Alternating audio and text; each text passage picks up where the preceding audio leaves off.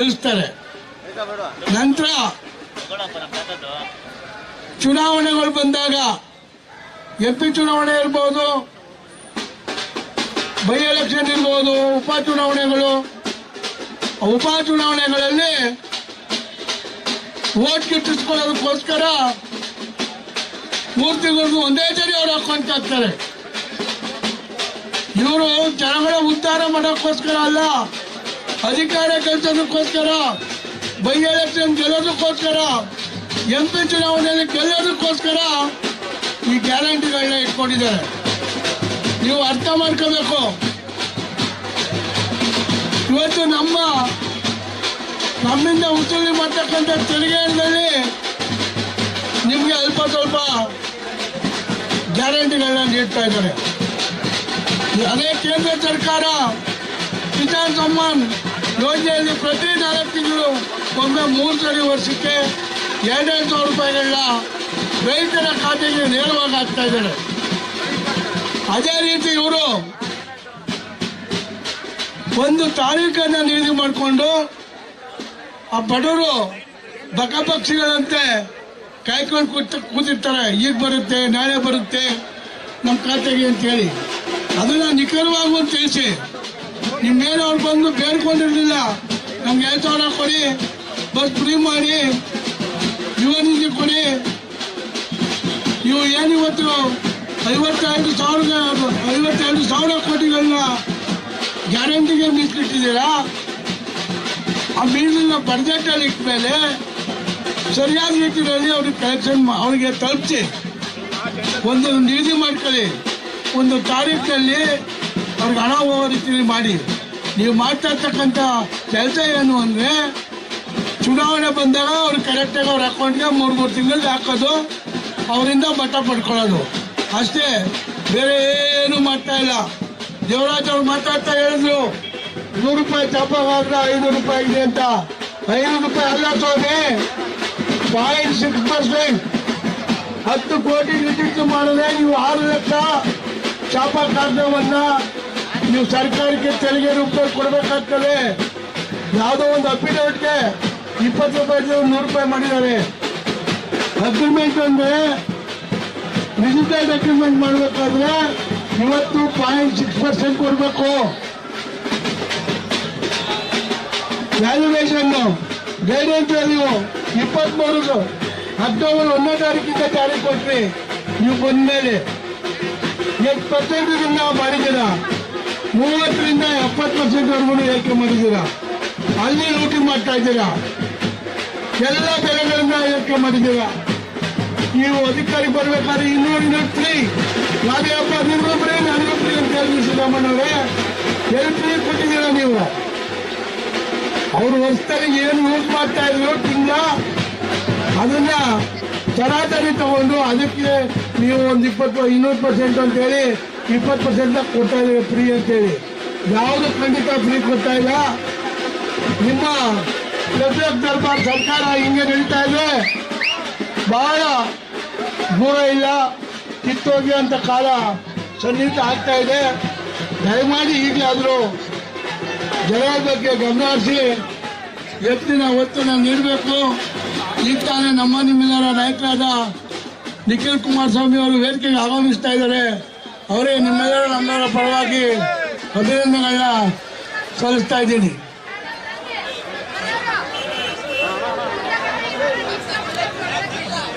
ನಿಖಿಲ್ ಕುಮಾರಸ್ವಾಮಿ ಅವರಿಗೆ ವೇದಿಕೆಗೆ ಆಗಮಿಸ್ತಾ ಇದ್ದಾರೆ. ಅವರಿಗೆ ನಿಮ್ಮೆಲ್ಲರ ಪರವಾಗಿ ಸ್ವಾಗತವನ್ನು ಬಯಸ್ತಾ ಇದ್ದೀನಿ.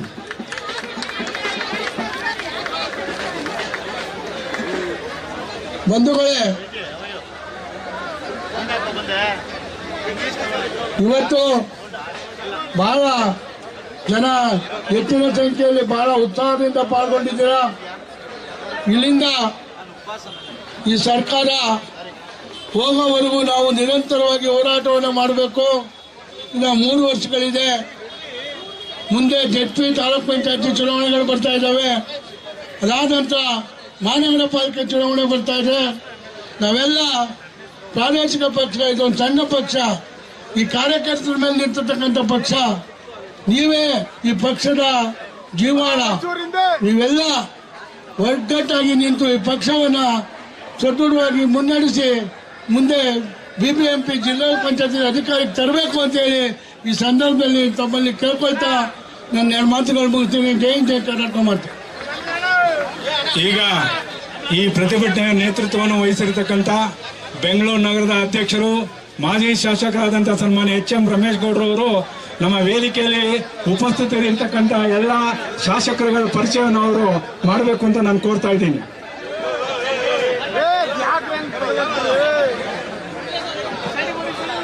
ನಮ್ಮ ಈ ಒಂದು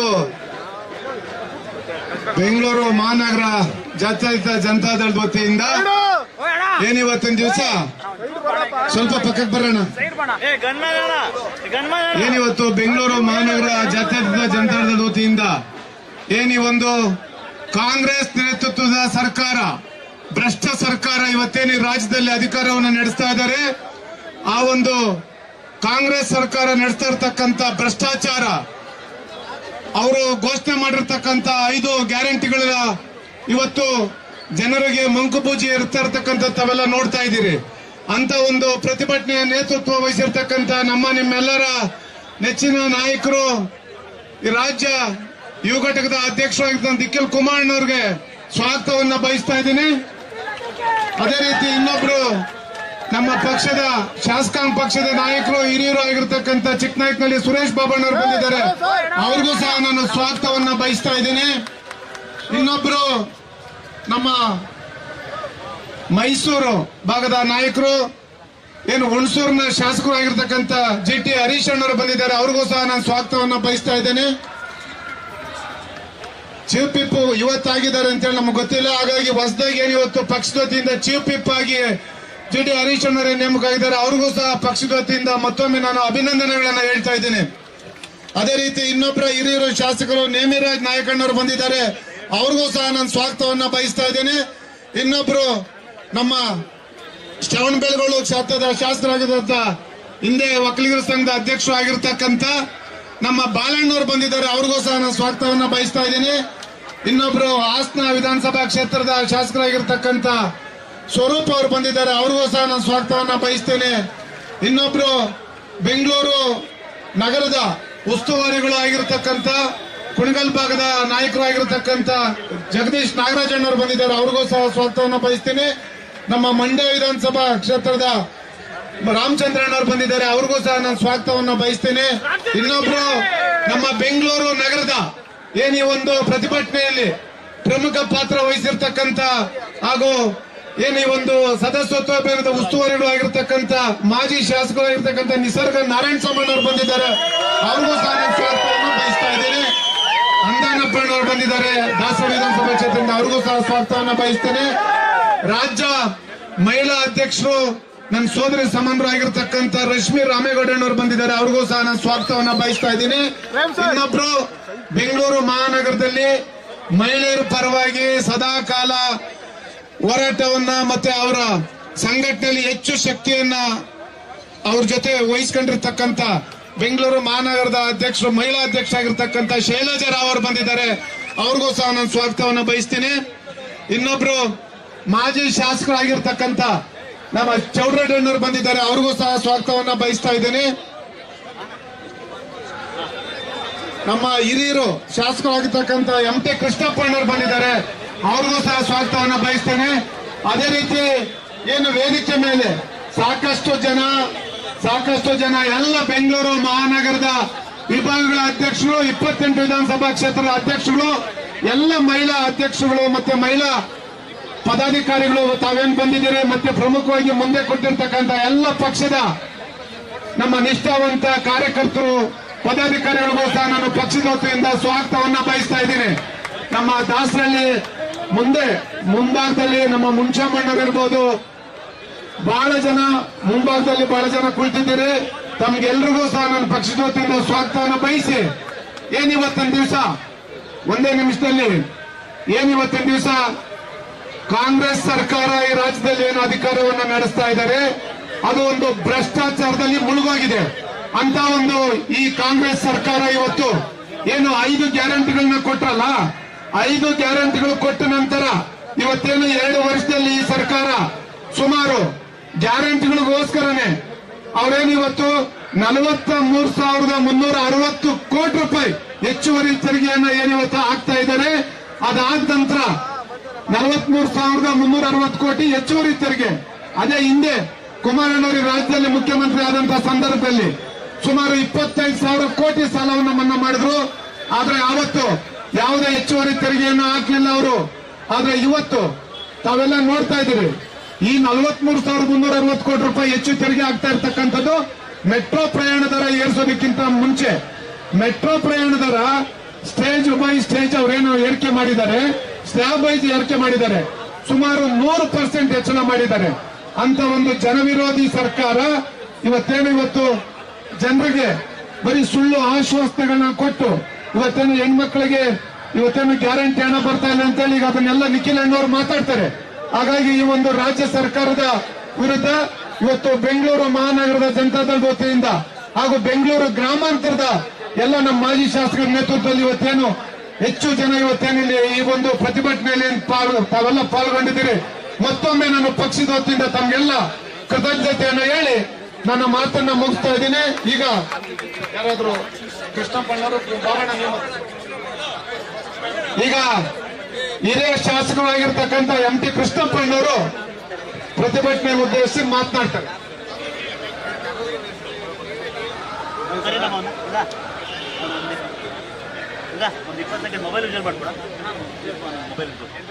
ಬೋಲೋ ಭಾರತ್ ಮಾತಾಕ್ಕೆ, JDS ಪಾರ್ಟಿಗೆ, HD ದೇವೇಗೌಡರಿಗೆ, HD ಕುಮಾರಸ್ವಾಮಿ ಅವರಿಗೆ ಇವತ್ತೆಲ್ಲ ತಾವೆಲ್ಲರೂ ಸಹ ಈ ಒಂದು ಹೋರಾಟದ ಸಂಗ್ರಾಮದಲ್ಲಿ ಭಾಗವಹಿಸಿದ್ದೀರಿ.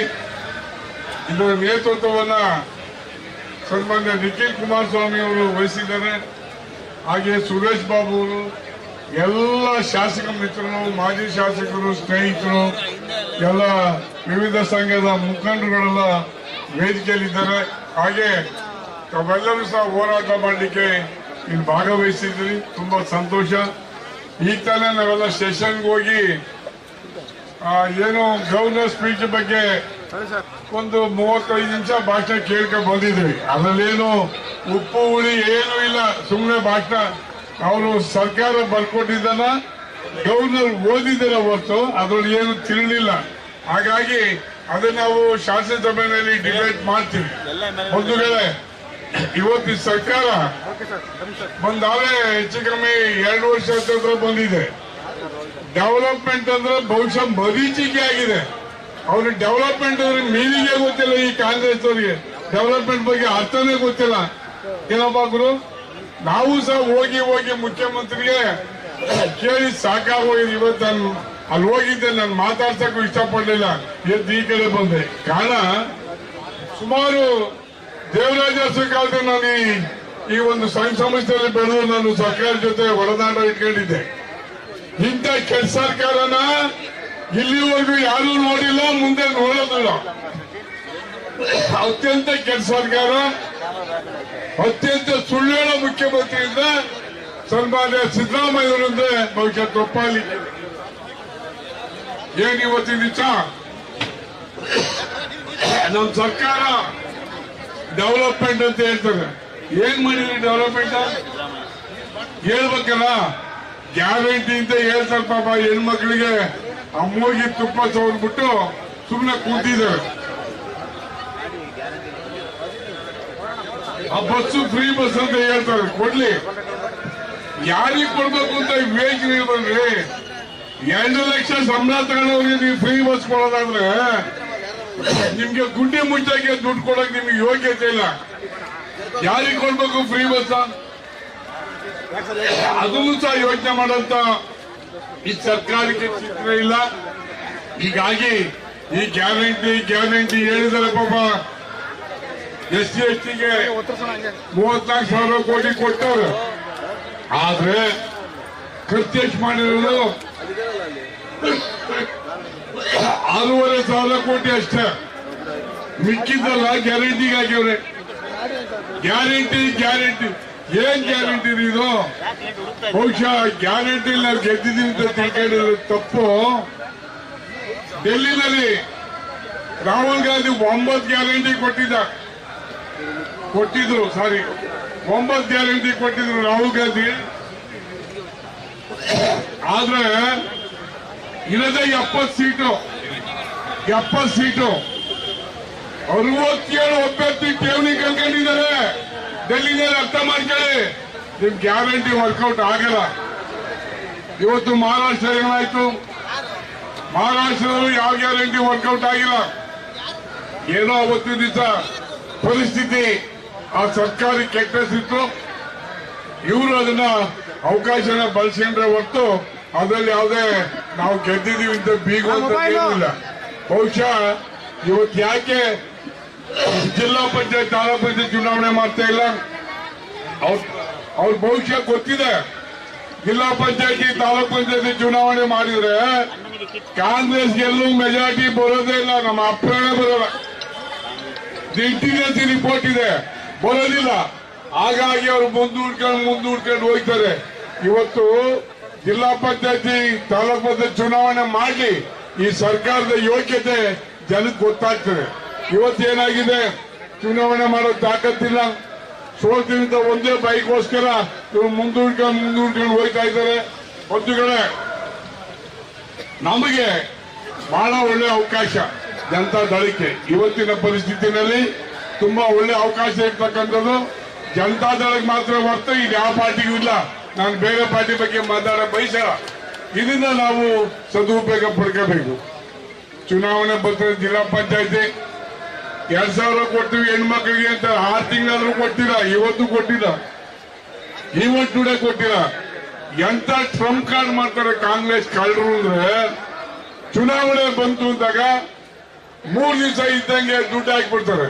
ಪಾಪ ನಮ್ಮ ಹೆಣ್ಮಕ್ಳಿಗೆ ಗೊತ್ತಾಗಿಲ್ಲ, ವೋಟ್ ಹಾಕ್ಬಿಡ್ತಾರೆ. ಹಂಗಾಗಿ ಅವರು ಟ್ರಂಪ್ ಕಾರ್ಡ್ ಹೊಡಿತಾರೆ ಹೊರತು ಅದ್ರ ಯಾವ ನೈತಿಕತೆ ಇಲ್ಲ, ನೈಜನೂ ಇಲ್ಲ ಅಂತ ಈ ಸಂದರ್ಭದಲ್ಲಿ ಹೇಳಕ್ ಬಯಸ್ತಾ. ಇವ್ಯಾವ ಗ್ಯಾರಂಟಿನ ಯಾರು ಕೇಳಿರ್ಲಿಲ್ಲ. ಇವರ ಅಧಿಕಾರದ ಚೆವಿಗೋಸ್ಕರ ಮಾಡ್ಕೊಂಡಂತ ಈ ಕಾರ್ಯಕ್ರಮಗಳು ಇವ್ಯಾವ ಶಾಶ್ವತವಾಗಲ್ಲ. ಹಿಂದೆ ನಾವು ನೋಡಿದೀವಿ. ಹೆಗ್ಡೆ ಅವರು ತಾಲಿ ಭಾಗ್ಯ ಅಂತ ಕೊಟ್ರು, ಇವರು ಮುಸ್ಲಿಂಗಳೊಂದು ಭಾಗ್ಯ ಕೊಟ್ರು. ಇವೆಲ್ಲ ಹೋಗಿ ಯಾವ ಇನ್ನು ಉಳಿದಿಲ್ಲ. ಇದು ಮುಂದೆ ಚುನಾವಣೆ ಅಥವಾ ಇನ್ನೊಂದು ವರ್ಷದೊಳಗಾಗಿ ಇವು ನೆಲ ಕಚ್ಚಿ ಹೋಯ್ತವೆ. ಯಾವ ಉಳಿಯಲ್ಲ. ಸರ್ಕಾರದ ದುಡ್ಡು ಅಲ್ವಲ್ರಿ, ಯಾವ ದುಡ್ಡಿದೆ? ಮಾತೆತ್ತಿದ್ರೆ ಡೀಸೆಲ್ ಬೆಲೆ ರೇಟ್ ಜಾಸ್ತಿ ಮಾಡಿದಿರಿ, ಪೆಟ್ರೋಲ್ ಜಾಸ್ತಿ ಮಾಡಿದಿರಿ, ಬಸ್ ಜಾಸ್ತಿ ಮಾಡಿದ್ದೀರಿ, ಇನ್ನೇನು ಹಾಲ್ ಜಾಸ್ತಿ ಮಾಡ್ತೀರಿ, ಮೆಟ್ರೋ ಜಾಸ್ತಿ ಮಾಡ್ತೀರಿ. 20 ರೂಪಾಯಿಗೆ ಒಂದು ಅಗ್ರಿಮೆಂಟ್ ಆಗೋದು. ಇವತ್ತು 500 ರೂಪಾಯಿ ಮಿನಿಮಮ್ ಬೇಕು, 500 ರೂಪಾಯಿ ಸ್ಟಾಂಪು. ಹೀಗಾಗಿ ಎಲ್ಲವೂ ಸಹ ಜನಗಳ ಬೆಲೆ ನೋಡಿ. ಸತ್ತೋದವ್ರಿಗೆ ಪತ್ರ ತಳಕ 100 ರೂಪಾಯಿ ಕೊಡ್ಬೇಕು ಅಂತ ಪರಿಸ್ಥಿತಿ. ಇಂಥ ಕೆಟ್ಟ ಸರ್ಕಾರ. ಆಮೇಲೆ ನಮ್ ಗುತ್ತಿಗೆದಾರ ಪಾಪ ನಾನು ಹೇಳಿದೆ ಈ ಮೊನ್ನೆ KDP-ನಲ್ಲಿ ನೇಣ್ ಹಾಕಂಡ್ರಿ ದುಡ್ಡು ಕೊಡಿ ಅಂತ. ಅವ್ರಿ ಸುಮಾರು 5 ವರ್ಷ 6 ವರ್ಷದಿಂದ ಬ್ಯಾಂಕ್ ಸಾಲ ಮಾಡಿ ಅವರ ಶ್ರೀಮತಿಯವರು ಒಡವೆದಾರ ಬ್ಯಾಂಕ್ ಅಲ್ಲಿ ಇಟ್ಟು ಸಾಲ ತಗೊಂಡು ಇವತ್ತು ಕಾಂಟ್ರಾಕ್ಟ್ ಮಾಡಿ ನಿಮಗೆ ದುಡ್ಡು ಕೊಡಕ್ಕೆ ಅವ್ರ ಯೋಗ್ಯತೆ ಇಲ್ಲ ಅಂದ್ರೆ ಯಾಕೆ ಬೇಕು ನಿಮ್ ಸರ್ಕಾರ? ಯಾವ ನೀತಿ ಬೇಕು ನಿಮ್ ಕೆಟ್ಟ ಸರ್ಕಾರ? ಈ ಸರ್ಕಾರ ಅಂತ ನೀವು ಕರಿತೀರಾ? ಸುಮಾರು ಒಂದು 15,000 ಕೋಟಿ ದುಡ್ಡನ್ನ ಆ ಬಿಲ್ ಪಾವತಿ ಮಾಡಕ್ಕೆ ಇರಿಗೇಷನ್ ಇರ್ಬೋದು, RDP ಇರ್ಬೋದು, PWD ಇರ್ಬೋದು, ಎಷ್ಟೇ ಸಾವಿರ ಇರಲಿ, 30 ಇರಲಿ 40 ಇರಲಿ, ಏನ್ ನಿಮ್ ಮನೆಯಿಂದ ಕೊಡ್ತೀರಿ? ನೀವೇನು ಇವತ್ತು ರೇಟ್ ಜಾಸ್ತಿ ಮಾಡಿದಿರಿ. ಪೆಟ್ರೋಲ್, ಡೀಸೆಲ್, ಆಮೇಲೆ ಸ್ಟಾಂಪ್ ಡ್ಯೂಟಿ, ಅದು ಎಕ್ಸೈಜ್. ಇವ್ರು ಕುಡಿಯೋದಕ್ಕೆ ಮಾತ್ರ ಕಡಿಮೆ ಮಾಡ್ಕೊಂಡವ್ರೆ. ಇವ್ರು ಕುಡಿಯೋದಕ್ಕೆ ಬರುವ ಕೊಡಿ ಸಣ್ಣ ಸಣ್ಣದಕ್ಕೆಲ್ಲ ರೇಟ್ ಜಾಸ್ತಿ ಮಾಡಿದ್ದಾರೆ. ಅವರೇ 3 ಸರಿ ಬಂದಿರೋ 18 ತಿಂಗಳ ಸರ್ಕಾರದಲ್ಲಿ 3 ಸರಿ ಮಾಡಿದ್ದಾರೆ. ನಾನು ವಿಧಾನಸೌಧದ ಬಗ್ಗೆ ನಾನು ಮಾತಾಡಿದೆ. ಅಶೋಕ್ ಹೇಳ್ದ ಯಾರು ಕುಡಿ ಅಂತ ಹೇಳ್ತಾರೆ. ನಿಮ್ ಮನೆ ಗಟಾರ ಕ್ಲೀನ್ ಮಾಡಕ್ ನಿಮ್ ಹೆಂಗಸರು ಬರೋಕಿಲ್ಲ ಕಣಪ್ಪ. ಪಾಪ ಅವರೇ ಬರ್ಬೇಕು, ಆ ಕುಡ್ಕಂದೇ ಕ್ಲೀನ್ ಮಾಡ್ಬೇಕು. ಆ ವಾಸ್ತೆಯಲ್ಲಿ ಅವರು ಮನುಷ್ಯರು ಅರ್ಥ ಮಾಡ್ಕೊಂಡು ಅಂತ ಅವ್ರಿಗೆಲ್ಲ ಅರ್ಥವಾಗಲ್ಲ. ಈ ಕಾಂಗ್ರೆಸ್ ಅಷ್ಟೇ ನೀವಂತ ದಪ್ಪ ಚರ್ಮ ಇದ್ದಂಗೆ ಅದಕ್ಕೆ ಇಂಡಿಯಾದಲ್ಲಿ ಕಾಂಗ್ರೆಸ್ ಎಲ್ಲೈತೆ ಅಂತ ಹುಡುಕ್ಬೇಕು. ಏನು ಅದೃಷ್ಟವೋ ದುರಾದೃಷ್ಟವೋ ಈ ರಾಜ್ಯ ಜನತೆ ಈ ಕಾಂಗ್ರೆಸ್ ಬಂದ್ಬಿಟ್ಟದೆ. ಬಂದೈತಿದ್ರೆ ಬಹುಶಃ ಇನ್ನೊಂದು 25 ಸೀಟು ನಮ್ಮ ಪಕ್ಷಕ್ಕೆ ಕೊಟ್ಟಿದ್ರೆ ಕಾಂಗ್ರೆಸ್ ಆಪೋಸಿಷನ್ ಕೂತ್ಕೊತಿತ್ತು. ಅದನ್ನ ನಮ್ಮ ಜನ ಎಲ್ಲೋ ಮಾಡಲಿಲ್ಲ. ಇರ್ಲಿ, ಮುಂದಿನ ದಿವಸ ಖಂಡಿತವಾಗಿ ನಮ್ಮ ಪಕ್ಷಕ್ಕೆ ಅಧಿಕಾರ ಬರುತ್ತೆ ಅಂತ ಹೇಳ್ತಾ, ಬಂಧುಗಳ ಈ ಹೋರಾಟ ಏನಿವತ್ತು ಇದೊಂದು ಕೆಟ್ಟ ಸರ್ಕಾರ. ಒಬ್ಬ ಸಚಿವರು ಹೇಳ್ತಾ ಇದ್ರು, ಒಬ್ಬ ಕ್ಯಾಬಿನೆಟ್ ಮಿನಿಸ್ಟರ್, ಬಿಜೆಪಿಯಲ್ಲಿ 40% ಇತ್ತು, ನಮ್ಮ ಸರ್ಕಾರದಲ್ಲಿ 60% ಆಗಿದೆ ಅಂತ. ಸತ್ಯ, ಇದರಲ್ಲೇನು ತಪ್ಪೇನಿಲ್ಲ. ಎಲ್ಲಕ್ಕೂ ದುಡ್ಡು ಕೊಡ್ಬೇಕು. RDPRಗೆ ಹೋಗೋದು ದುಡ್ಡು, PWಗೆ ಹೋಗೋದು ದುಡ್ಡು, ಇರಿಗೇಷನ್ಗೆ ಹೋಗೋದು ದುಡ್ಡು. ಹೀಗಾಗಿ ಸರ್ಕಾರ ತುಂಬಾ ಕೆಟ್ಟ ಕೆರೆ ಹಿಡಿದೋಗಿದೆ. ದಯಮಾಡಿ ಈ ಒಂದು ಹೋರಾಟನ ನಾವೆಲ್ಲ ಮಾಡಬೇಕು. ಬಹಳ ಜನ ಹೆಣ್ಮಕ್ಳು ತಾವು ಹೋರಾಟಕ್ಕೆ ಬಂದಿದ್ದೀರ. ಈ ಹೋರಾಟದ ಕಿಚ್ಚನ್ನ ವಿಧಾನಸೌಧಕ್ಕೆ ಮುಡಿಸುವ ಮುಖಾಂತರ ಈ ಸಿದ್ದರಾಮಯ್ಯ ಈಗಾಗಲೇ ಕಾಲ್ಪಾಪ ಅನ್ಯಾಯ ಹೋಗಿದೆ, ಚರ್ಮಗಿರ್ಮ ಸ್ವಲ್ಪ ಉಳ್ಕೊಂಡಿದೆ. ಅದನ್ನ ತೆಗಿಬೇಕಾದ್ರೆ ನಿಮ್ಮ ಹೋರಾಟ ಮುಖ್ಯ. ಹೋರಾಟ ಮಾಡಲೇಬೇಕು. ಕರೆಂಟ್ ಇವತ್ತು ಹಳ್ಳಿ ಕಡೆ ಏನಪ್ಪ ಜಗದೀಶ, ನೀರು ಬರ್ತದೆ, ನೀರು ಕರೆಂಟ್ ಇಲ್ಲ. ಅಡಿಕೆ ಗಿಡ ಹಾಕೊಂಡು ತೆಂಗಿನ ಗಿಡ ಹಾಕೊಂಡು ಜನ ಕಣ್ಣೀರು ಹಾಕ್ತಾರೆ. ಅನ್ಕೊಂಡ್ರಿ ಇವ್ರು ಮಾತ್ರ ಸಂಸಾರ ಮಲಿಕಬಹುದು. 12 ಗಂಟೆಗೆ ಕರೆಂಟ್ ಕೊಟ್ರೆ ನಮ್ಮ ರೈತರ ಮಗ ತೋಟಕ್ಕೆ ಹೋಗ್ತಾಯಿದ್ದೀರಿ. ಅವ್ನ ಬಹುಶಃ ತೋಟನೇ ಅಲ್ಲಿರೋದು, ಅದ್ ಬಿಟ್ರೆ ಅವ್ನ ಜೀವನ ಇಲ್ಲ. 12 ಗಂಟೆಗೆ ಕೊಡ್ತಾರೆ. ಚಿರತೆ ಬೇರೆ, ಚಿರತೆ, ಸಿಂಹ, ಹುಲಿ ಈ ಮಧ್ಯೆ ನಾವು ಜೀವನ ಮಾಡ್ತಾ ಇದ್ದೀವಿ. ಹಾಗಾಗಿ ಆ ಕಡೆ ಹೋದ್ರೆ ಆನೆ. ಈ ಜೀವನ, ರೈತರ ಜೀವನ ತುಂಬಾ ಕಷ್ಟದಲ್ಲಿದೆ. ಆದ್ರೆ ಈ ಸರ್ಕಾರಕ್ಕೆ ಮನವರಿಕೆ ಆಗ್ತಾ ಇಲ್ಲ. ಈ ಹೋರಾಟ ನಾವೆಲ್ಲ ಮಾಡಬೇಕು. ಖಂಡಿತವಾಗಿಯೂ ಹೋರಾಟಕ್ಕೆ ಜಯ ಸಿಗೋದು, ನಿಮ್ ದುಡ್ಡಿಯಪ್ಪನಿಗೆ ಜಯ ಇಲ್ಲ. ನಿಮ್ಮ ದೇವೇಗೌಡರು ಈ ಪಾರ್ಟಿ ಕಟ್ಟಿದ್ದು ನಾನು ನೋಡಿದ್ದೀನಿ. ಬಹಳ ಹೋರಾಟದ ಮುಖಾಂತರ ರೊಟ್ಟಿ ತಿನ್ಕೊಂಡು ಈ ಪಾರ್ಟಿ ಕಟ್ಟಿದ್ದಾರೆ. ರೊಟ್ಟಿ ತಿನ್ಕೊಂಡು ಕಾಂಗ್ರೆಸ್ ವಿಸ್ಕಿ ಕುಟ್ಕೊಂಡು ಪಾರ್ಟಿ ಕಟ್ಟಿದ್ದಾರೆ.